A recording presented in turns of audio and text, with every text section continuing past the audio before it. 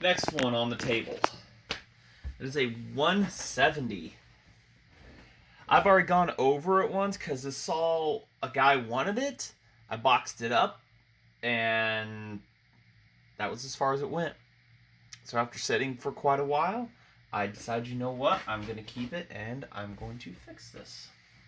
Now, I know what it needs, so we'll go over that, but I'm going to show you some stuff, what we got to do to it first before the sunlight goes completely out. You can see this thing is completely covered in this pitch, and it looks to be almost like Doug fir because it's red. Maybe I've been other trees. I've already looked at the points. They are spectacular. I've looked at the cylinder, and it was good.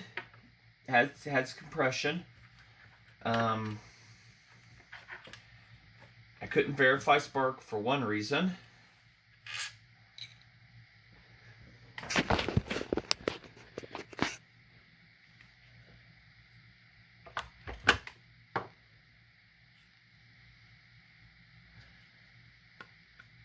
Not because of that. I mean, look at that though. So this all needs a lot of cleaning, soaking. It's still gooey. But why I couldn't do spark? Because the flywheel is loose. I was wondering why I couldn't when I got. I'm like, what's going on here? So we're going to see. I mean, I touched this and it's just gooey, sticky underneath. This saw looks like it did nothing but run and get put on the shelf. Just driven hard, run, put away wet. I mean, look at this goo. So I don't know if an air gun is honestly going to really take off too much of this. So while there's daylight outside still, I'm going to go fire up the compressor and try and get this cleaned and everything. And even the governor still works. But I mean, this is how big the chunks are for this. So, great little introduction for this chainsaw, huh? So, be right back. Much better. I sprayed that LA Awesome stuff on it, let it soak, hit it with air, rinse and repeat. You can actually see the flywheel fins and stuff like that and everything, but it's definitely got a journey ahead of it here for getting back to running and everything. I've got a lot of soaking to do on some parts, like the cover here. That's bad. I've never seen one actually like this, and for it to have survived that, I mean, this all had to have been getting hot there. It had to have been giving fits and trouble when warmed up. And the cylinder, surprisingly, is in good shape. And I'll get the exhaust port here for you. Let's get that off there, and I'll show you how clogged up it is. I mean, like when I say it was put away wet, and driven hard, put away wet, I'm not lying. This thing breathes life again. That'll be amazing.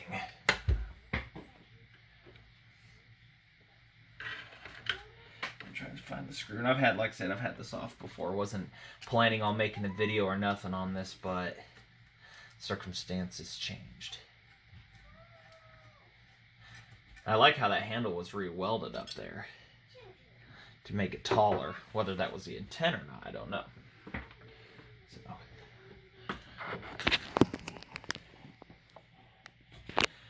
That is the exhaust port right there. Note how clogged up it is. The piston's in good shape. It's got good compression. Just a tiny little scratches at the bottom of the bore. But other than that, it's nothing that I don't think will affect it. I don't think this saw has ever been bored over or anything of that nature.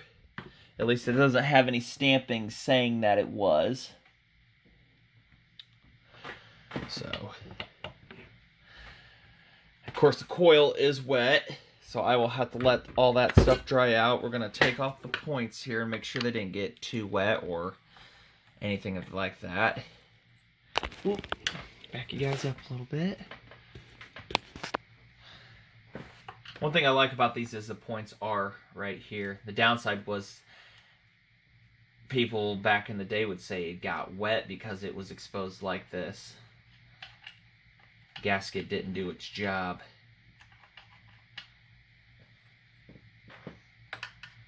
Points look brand new on it, you know. I couldn't believe it.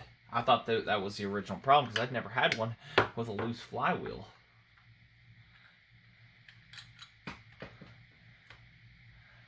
This thing is a mess. I mean, absolute mess. So we're going to try to get spark with it at some point here in the near future. And we're going to see if it'll run on prime. And if we can do that, then we're going to be golden. Yeah, they're beautiful. Look at that. Absolutely pristine. And same with the condenser here. It's just, I've never, this saw being that dirty, and in there it's completely flawless and clean. I mean, I don't see any, you know, anything other than maybe factory tooling marks on it. But other than that, that's... Unless the saw literally was like, I don't know, being just put under water, or somebody decided to squirt a bunch of sap into it all day. But that's bad, so.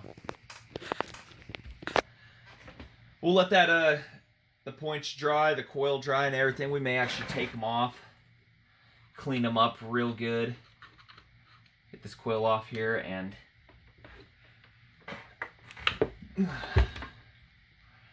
maybe put you guys over here. And hello to any new subscribers. You guys that just subscribed, that do watch.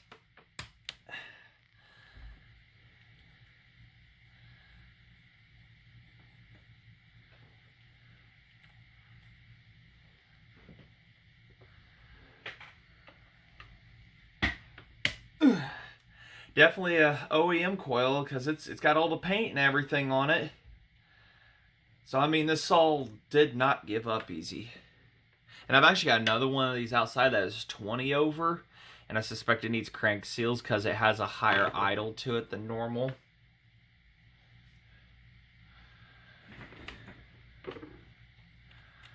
Yeah, it's... And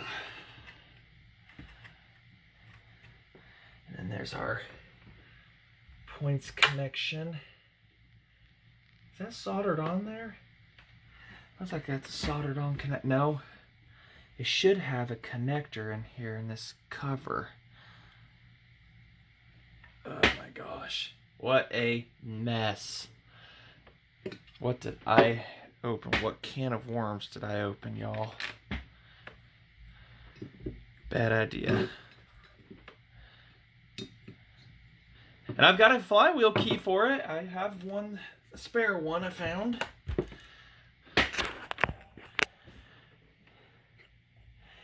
Should be a connector in here somewhere, but this casing has hardened up on me. Yeah, see, they're soldered on connections. But it should be a connector in there, like I said, so. Get it out from the air vane governor. These were capable of doing like 10,000 RPM. And it does, the throttle does not actually hook to the carburetor on these.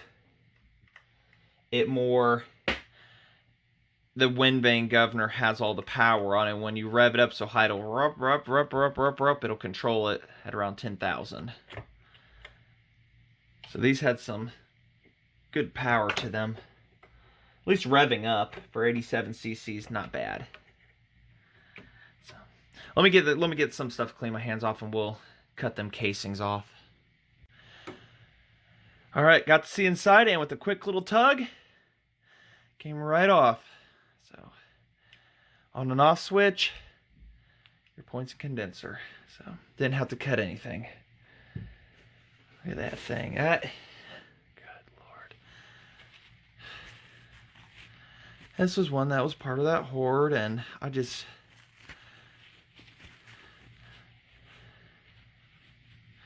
thing just had to have seen the worst every day of its life. Either it was doing hard work feeding a family, or it was just used for clear cutting and no cares given about if it lives or dies. But I mean, look at that coil though. Taking off that grime. It's like it protected it all those years. All the pitch, all the oil, all of everything.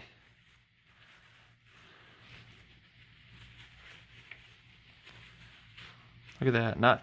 I don't even think there's a crack on her.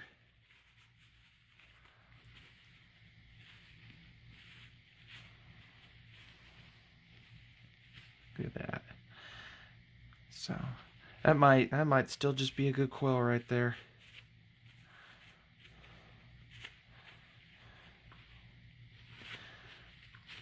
So that stuff really did, you know, it preserved it. We'll get in there with the toothbrush and do some more finer cleaning, but that...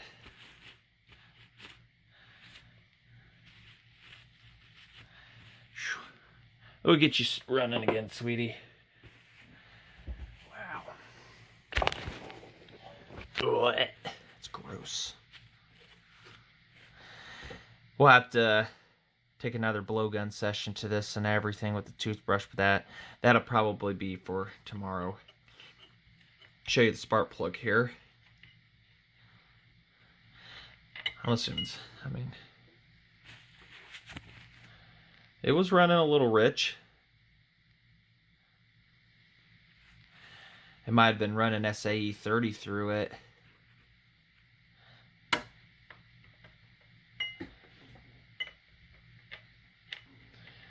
least we can start seeing some metal underneath this. Get that points cover put back on and get that back to being protected too. J6J was running a cooler plug. Get them points put back together.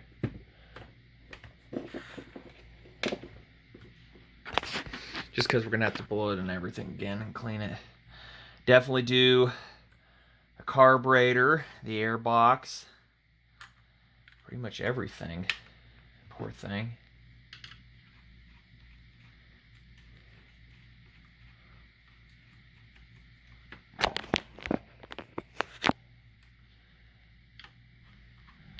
Now, where do you guys think this all came from?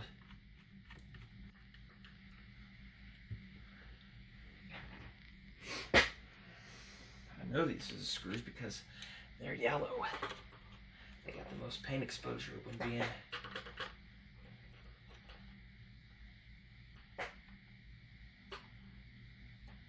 Whoop. Undo this one just a little bit. And get this one started.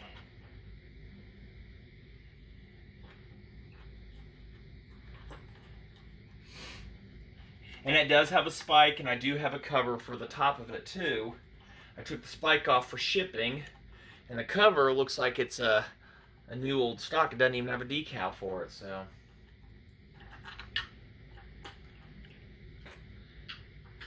So there was big plans for this saw.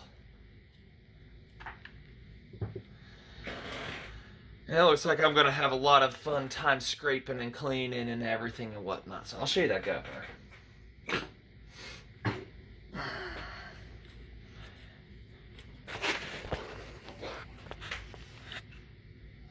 So right here's our governor. And whenever it kicks in, too much wind is pushing from the speed, it closes your throttle. See up here, up there at the top right, moving. The throttle never physically hooks to this carburetor. So if this were to, for some reason, slide to the side, you get a wide open throttle situation. Ask me how I know. I've had that happen once. So it just allows it to go forward, and the governor does that. And a lot of guys would bypass that and put a different carburetor on it. And this is just running a little HL19D, just a little baby one. And we're going to keep it on here. We're going to try to save this carburetor, try to keep this one original so we can really hear what it can do. So, but that's how the governors work on them, and they are adjustable with a little Allen wrench. And you're supposed to use a tack on it whenever it's revving up, starting to rev. You keep it within that free load at 10,000, between 9 and 10. So it's good to see that's working.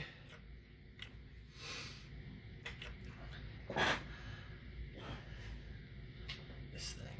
So I figured we would introduce that. Let me get some stuff cleaned up and everything, get the coil cleaned off better, and we're gonna have to blow it out again tomorrow and try to, like I say, get her cleaned up so that we can do more exploratory on her and everything. Starter seems to be in good working shape, and it's not any better on cleanliness. So I don't know if this thing just did a lot of sitting in a mill or if it did a lot of cutting, and I don't know.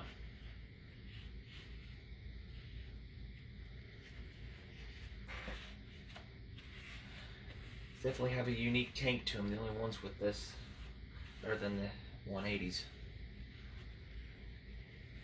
This upper rise. All right.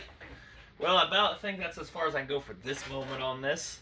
I figured we would introduce this one, another project to toss on the table. You know, a little more of a long term next to the racing saw and everything.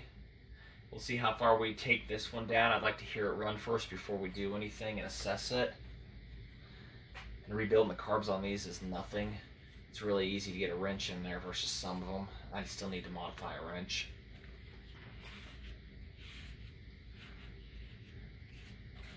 And I'm just rambling on and muttering and stuff.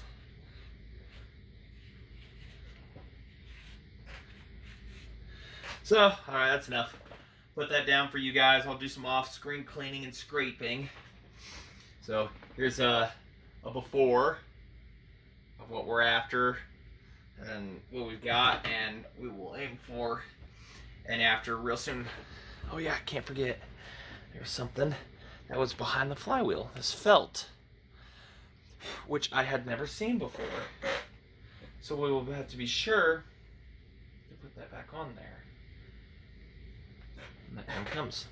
So, all right. Well, figured that'd be a fun little introduction of what I'm getting into.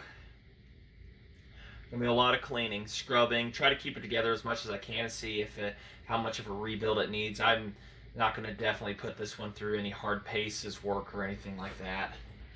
I haven't even looked in the fuel tank. I'm surprised.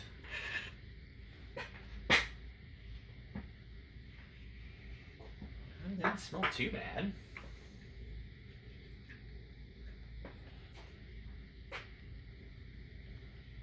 Yeah, it looks easy enough to get the spring off and everything to the felt. So, but it's clean on there. I don't see. It's actually wet.